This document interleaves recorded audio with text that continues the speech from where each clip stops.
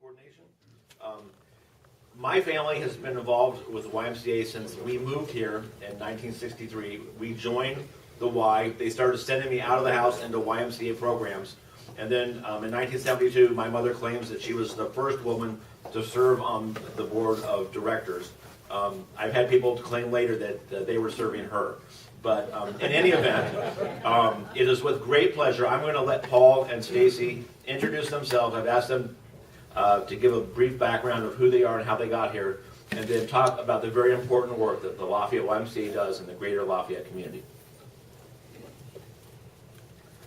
I am for 11 years and then came to Lafayette 2 years ago. And I love Lafayette, it's great, and I love being a part of the YMCA and a part of this community. So, and this is Paul Cramer. Thank you. Maybe we'll take the position. Yep, sounds good. Well, thank you. This is a real privilege to be here with you today. Where's President Jim? Where'd President Jim go? This is a great group, Jim, and thanks for allowing us to come, and we appreciate Stephen inviting us to come. Just for me, my name's Paul Cramer, and I'm originally from Madison, Wisconsin, but I went to college out of BYU. Has anyone heard of BYU out in Utah? I have my undergraduate in health promotion and wellness, and then 2 master's degrees in sports business management and gerontology. Came back to Wisconsin, worked at some of the Ys there, but then had a special opportunity in 1993 to come to Lafayette.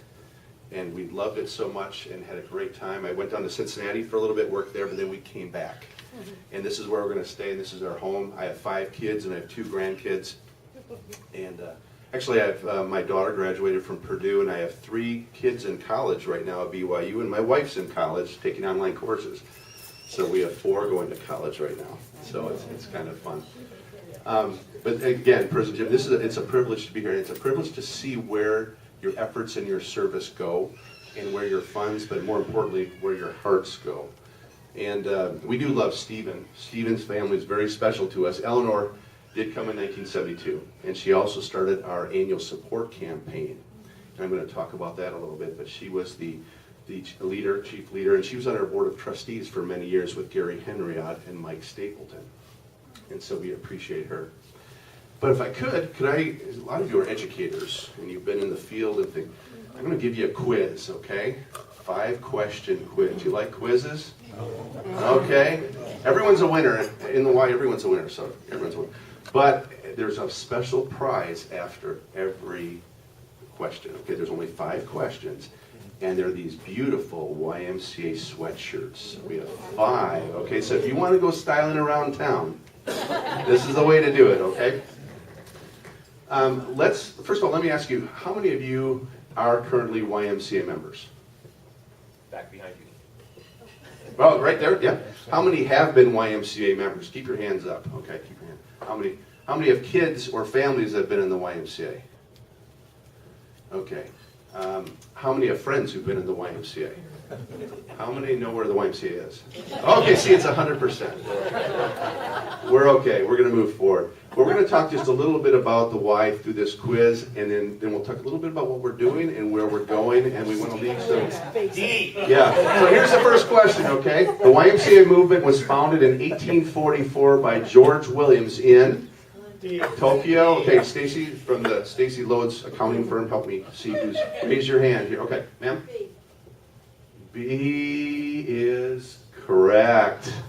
You get a special T-shirt, ma'am.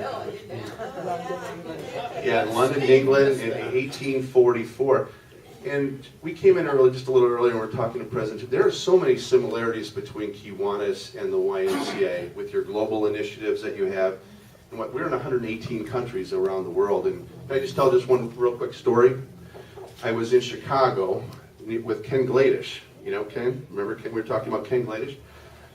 Ken was all over the world, and I sat down with him at lunch, and I was a Y director, and he was over our national organization. He just got back from Russia and was establishing some Russian YMCAs. And there was an African gentleman next to me, myself, and Ken Gladish. And Ken said, what do you do, Paul? And I said, well, this is what I do, and I'm excited at it. And then we said, what do you do? And he said, my name's John Paul Suave, and I'm from West Togo, Africa, and I'm a YMCA director. And my job is to build irrigation ditches so I can bring fresh water to my community. Wow. And so we had the same titles, same jobs, but I was just, that really grounded me in the importance of the YMCA and what we do internationally and nationally, and just like you do here, touching lives of kids and building stronger community. Okay, question number 2. The YMCA invented basketball, volleyball, Father's Day, professional football, Toastmasters, or all of the above. Okay, let's see, let's scan the audience here to see if there's... A, basketball. Let's see. Steve, we like Steven a lot. That's good. That's good. Any other ones? Any other? Back there. Way in the back. F. F. So you think all those were invented by the YMCA? You are right. You're right. Let me just tell you with that. Toastmasters was developed in 1924 in California, San Ana, California, the YMCA. Father's Day, there was a Mother's Day, but there was no Father's Day. And so that was invented in 1909 in Spokane, Washington YMCA. That's where it started. Professional basketball, also volleyball, and Toastmasters was too. The first, football wasn't invented in the Y, but the first professional football game was played in Pennsylvania at a YMCA in 1895. And he received $10 for playing the first professional football. So it's changed a lot, the NFL, hasn't it, since 1895. Okay, question number 3. Who learned to play basketball at the YMCA? Will Chamberlain, George Bush, Curly Neal, Frank Robinson. Let's scan the crowd here. Okay, right. I think you're wrong. I think it's Michael Jordan. Michael Jordan. No, I'm just kidding. But it would be like Michael Jordan to be in the way. So you would probably say like E?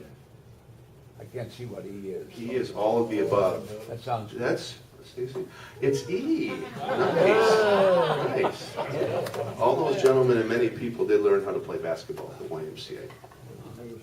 Oh, I want a sweater. A styling sweatshirt from the YMCA. That's a goodie. Yeah. That's good. Okay, question number 4. The Lafayette Family YMCA provides financial assistance to what percentage of our members this past year? We have 11,455 members at the Y right now. And so what percentage of our membership do you think receives financial assistance every year? D. It's a wild guess. That is a wild one. What's your second guess? You gonna give me how many guesses? Yeah, I'll help you. I'll help you. Up or down? All. How does C look to you? I'm gonna go to the C. C. What does it say? It's C. 1/3 of our membership at the Y receive financial assistance. Oh no, another picture from San We do not turn anyone away from the YMCA due to the inability to pay. Do it again. We seek out kids and families to provide opportunities for them to learn, grow, and thrive. And that's why I feel so akin to what you're doing with Kiwanis, helping build kids, giving them opportunities. That's the same thing that we believe in. Okay. Okay, last question, okay? No, you're doing great. You're doing great. The Lafayette Family YMCA. Oh! Okay, who wants to answer that one? Oh, where's they? Okay, right there, sir. C. That's right. That's right. That's good. That's very good. Yeah, we appropriate $255,000. This upcoming year in 2017, we'll give away $276,000 in scholarships. And we do our own internal fundraising, like Mrs. Riggs. She started her annual support campaign many years ago, in 1973 is when she started it. But we internally raise funds to give every child and family opportunities to do things at the Y, to improve themselves. Okay, well, good job, winners over there. You guys did very good. You did really good too. Okay, like we were talking before, our opportunities are to help people learn, grow, and thrive. And we seek out those opportunities. So we work with school districts, we work with church, we work with educational institutions. As long as there's opportunities, and like my story before with when he built fresh water ditches and irrigation ditches, we will seek out opportunities in our community that maybe there's a niche or a gap, and maybe where the YMCA could filter in and help. This is harder to see from a distance, but these are the many different things that we do at the YMCA. We call them programs or product lines, and there's actually 12 different, but the key ones is our focus is on youth development, healthy living, and social responsibility. Those are the three big categories. We really want to focus on our youth and help them. And I'll share a couple neat stories about that too. And like I mentioned before, everyone's welcome. The YMCA is for all. And so we do not have designations. It used to be, who was a member of the Y downtown when it was on 7th Street before? No? Where were you, sir? My father was on the board of directors there. And at the 7th Street one? Yes. That used to be just for young men Yes. and boys. And they used to swim naked Yes. there. They did, until it became more inclusive, and now it's everybody and families. We're family driven. And so we've had 3 wonderful YMCAs, and I appreciate your father doing that too. We've helped over 3,400 kids with scholarships and families again. So that many people and families have received scholarships. Okay. I wanted to just tell you just a quick story. Have you heard of the 4GI or 4th grade initiative at all? Can I just tell you just a brief story? Do you remember when in Columbia Park, when the mayor took down the basketball goals because of the gangs and things that were going on? Tracy Brown, the sheriff, was on our board at the time. He still is, but he was the sheriff at the time. And so Mayor Wazorski came to us with Tony. Tony came in with Tracy Brown. They said, YMCA, how can you help us? What can you do? And we started to think about gangs and the gangs, and that's what was happening. And so we went down to the district attorney's office down here at the courthouse and asked them. I was really naive, and I said, what age do kids start to join gangs? Is it juniors, seniors, And he said, oh no, Pat Harrington, oh no. How old are you? He said, it's 9 years old is when kids start to join gangs. I said, 9 years old? He said, it's the older siblings recruiting the younger siblings to be in the gangs. And that still holds true today. If the average age of joining a gang is 9 years old.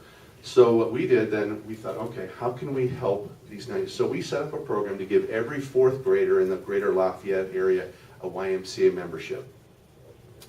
And we teamed up with Old National Bank, and we had an event called 100 Men Who Cook. You may have heard about that or seen that. But that helped us raise about $100,000 a year, and we could give every 4th grader in Lafayette a YMCA membership. Because like you, we believe in kids, and a lot of kids don't have opportunities, do they? They don't have the opportunities that maybe we had when we were growing up. Or they don't even have hope. They're just trying to make it through the day. We were just talking about, President, we were just talking about Miller School. Just to have hope, just to make it through the week, or are they going to be eating? So our goal is to give every 4th grader an opportunity to change that trajectory in their lives, even if it's a 1 degree, because over time, with mentoring and opportunities, these kids can make a difference. So that's what we've done, and we're very happy with that. And we have about 585 4th graders right now receiving free memberships from the Y. And their families get memberships too on the weekends to come also with them. Just to highlight, we do have preschool programs, we have after-school programs. We're in 17 after-school schools. We're helping over 500 kids before and after schools where parents can drop off their kids at 6 a.m. And then we help them with age-appropriate activities, feed them a healthy snack and healthy breakfast. Then we're in the schools, and after schools we're with them from 3 until 6 until their parents can pick them up. Our goal is to try to support the family so that parents can work and have their kids in a safe environment and feel comfortable. So we have 500 kids in our after-school program right now. We have about 150 in our preschool program. Straight Arrow Day Camp. We have an alumni right here who is a day camper and also a staff. And it's out by Wainwright Elementary and Middle School right there. Have you been out to Camp Straight Arrow before? It's a hidden gem, right, Steve? That's right. It's 40 acres. We have about 1,000 or 1,100 kids who attend our day camp. And this last summer, we had 9 different languages of kids who were there, and it's just a wonderful experience, but no one is turned away due to the inability to pay. We work with the shelters, we work with domestic violence, we work with the YWCA. And let me just share just one. I met a younger boy, he's 6 years old, and he was in the domestic shelter right here, child abuse shelter. And he was going back to school. This was in August. He was going back to school, and he had been in a shelter the whole time, never left his city block. And here's all the other kids. Their parents are taking them to Florida. They're taking them to Disney World. So at the Y, we got together through the example of Eleanor and other people, and we provided opportunities to take these kids free of charge. We paid for all to go to day camp where they could ride horses, where they could do archery, where they could go fishing, where they could go on the climbing wall. That was, and they could come to school then in September and say, hey, look what I did. This is really cool. It gave them self-confidence, and it gave them the feeling of self-worth, and that's what we're about, just like you guys are. We do safety around water too. Now this is really interesting. This is hard to see here, but it's interesting. 70% of African American kids do not know how to swim. 70%. 60% of Hispanic kids do not know how to swim. And 40% of Caucasian children do not know how to swim. We see that when they come to our birthday parties and they come to the Y, these kids jump in the water without any fear. And they don't know how to swim. They don't know how to swim. So we took this program to John Schumann, and John Schumann's has one of the biggest hearts here in Lafayette. And he said, I want to teach every third grader how to swim in LSC. So in these schools right here, and we were just talking about that too, every third grader, 700 third graders are going to learn how to swim at the YMCA for free. And that's our goal, is to prevent drownings and give kids an opportunity to learn swim safe skills, not only in the Y and the pools, but in the canoeing and lakes and rivers and so forth too. We are progressing towards a new YMCA. Your father was on the board down here, and that YMCA, we moved up to our new YMCA in 1968. Our new YMCA, it's 1968.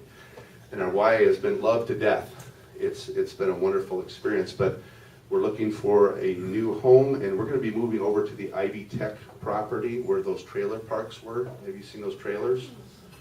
There used to be about 144. There's 2 left. But we'll be breaking ground in the first part of April, and we're going to have a major press conference, and that's where our new YMCA will be. But we're very, very excited about this because there's 5 partners who are going to be partnering together, and we know synergistically we can get more done and be more efficient if we work together. So our partners are going to be the YMCA, Franciscan Health, Ivy Tech, IU Health, and Junior Achievement. And Franciscan, this is beautiful because we have 2, who works for the hospital system? Who works for the hospital system? Anyone here? They're great hospital systems. Sometimes they're competitors, you know. They're going to come together at the Y and be in our same building and work together for the health of our community through the YMCA. So we're sitting down with both hospitals together. Stacy's been very involved with that too. And it's a beautiful thing, and their hearts are really into it too.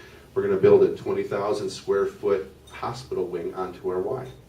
So we can do physical therapy, we can have pediatricians there. And IU Health is building a water rehabilitation center for us, an aquatic center, which is going to be beautiful. And we were talking about Mr. Risk over here before. Mr. Risk, if you know Mr. Risk, he loves junior achievement, financial literacy for kids, right? And so we're building a junior achievement center, a biz town, a virtual town with stores in it, so kids can be an operator at an Ace True Value or a 9 Irish Brothers or an Old National Bank for the day. So it could be a medical doctor, you know, they could be professors at Purdue, they could, a lot of different things. So we're very excited. This up here, we call this Infinity. This is our From Children to Infinity, because we want to work with children, youth, adults, families, but also impact generations. And these are the 4 key areas we want to focus on. And for us, when we think of people, if they ever have specific needs, like if they're some of our lower income folks in our community, it's usually due to health, a lack of health, a lack of education, a lack of income, or involvement in the community. And so those are all our push buttons, and we have goals with the hospitals, with Junior Achievement, with Ivy Tech, and so forth. Also with Ivy Tech, we've worked it out with the state, where there's 7,000 Ivy Tech students. They can check a little box in their financial aid, their Pell Grant, or their student loans, and they'll have a YMCA membership too. So we're trying to increase retention of Ivy Tech, bring more students in. We're going to provide childcare for their non-traditional students. The early childhood development majors are going to work in our YMCA. We're going to have financial literacy for kids and a wellness component with both hospitals.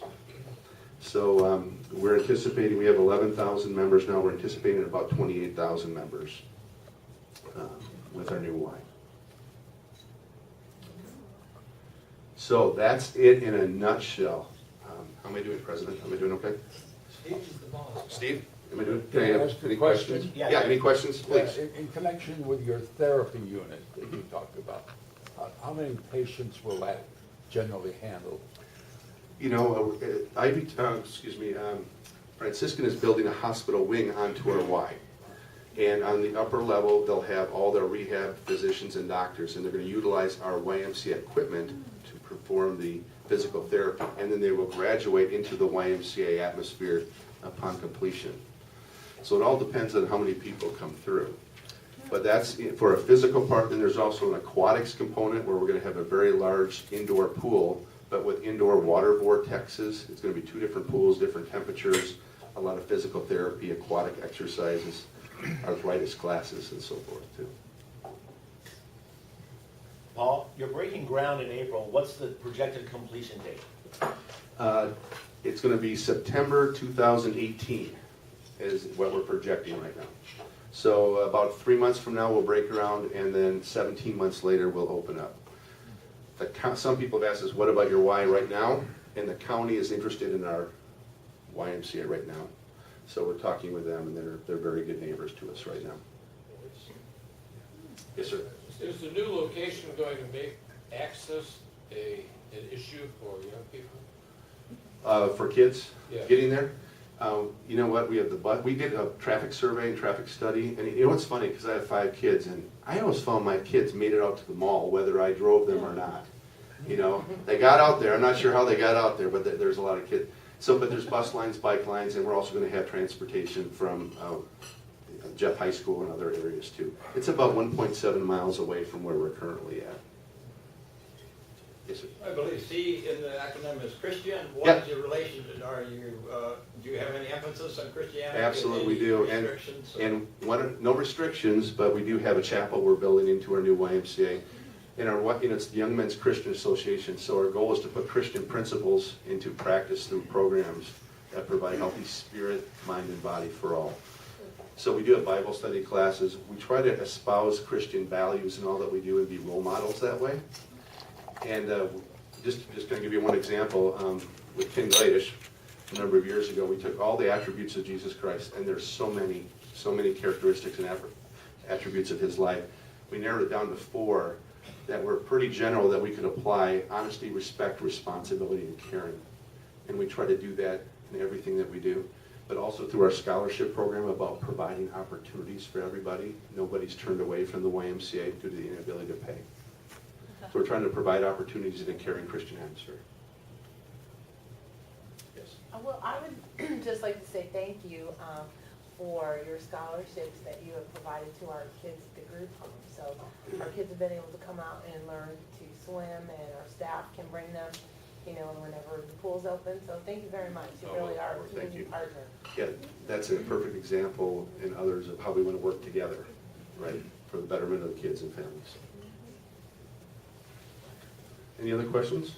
No? But can I just wrap it up, Steve, if I could? It's just a privilege to be here with you today to see what you do. We want to thank you for what you do and putting kids first in your lives too, and taking time to think about kids and helping them, whether it's through scholarships or even building or being involved too.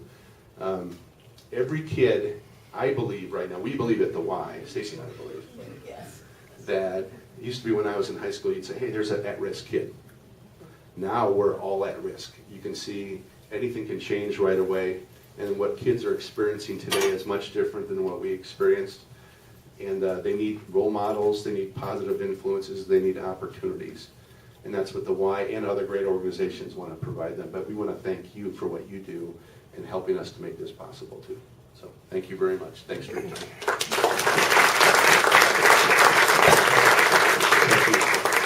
Paul and Stacy, we just had our 100th anniversary, and in this bag is a 100th anniversary coffee or a cocoa mug and a pin. Okay, thank you very much. Thank you. And just in closing, my family has had a lifelong affiliation with the YMCA, and they are on a parallel track with Kiwanis. They are good people doing incredible work. I cannot tell you how exciting it is to walk into the Y and see 50 to 80 fourth graders playing there and then wondering where they would be or what they would be doing if the Y program didn't exist. I would like to give them one more round of applause. They do an absolutely